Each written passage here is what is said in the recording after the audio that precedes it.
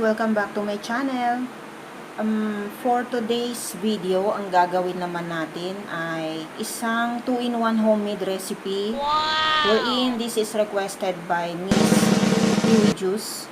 Magandang recipe na to dahil ito ay may snacks ka na at the same time may ulam ka pa. Nice. O diba, saan ka pa? Kaya alam ko magugustuhan din to ng mga anak natin, lalo ngayon na online schooling sila at hindi natin alam kung ano yung ipapamerienda at ipapaulam natin. Ito ang para sa inyo mga guys. So, tara sa kitchen.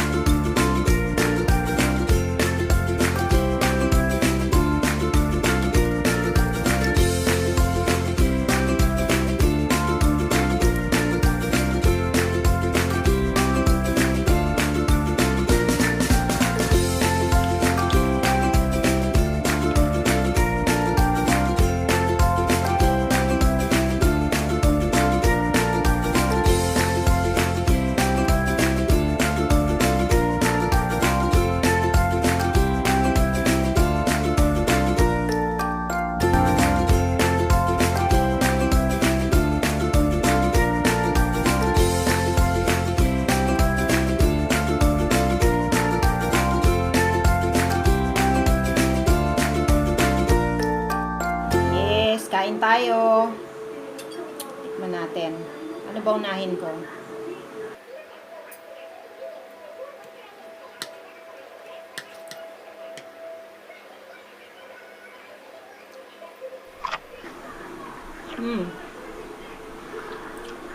Malambot siya. Harap. Nakatulong kasi yung red wine. Seriously? Kasi tenderizer yan. Kaya depende naman sa inyo kung ayaw nyo ng may red wine. Maglagay kayo ng ibang pwedeng tenderizer. At saka gumamit tayo ng food processor. Kung wala namang kayong food processor or walang available, pwede nyong ipagiling ng 2 beses yung beef.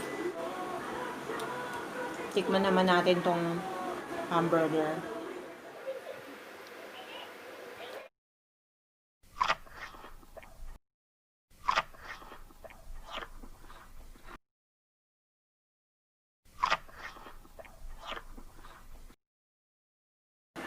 Malambot. Wow! Try nyo to guys. Super lambot talaga siya. Sarap. Hindi ko alam kung anong kakainin ko pero parang mas gusto kong magkanin. Hindi nakatiis nagkanin talaga. Toppings natin siya.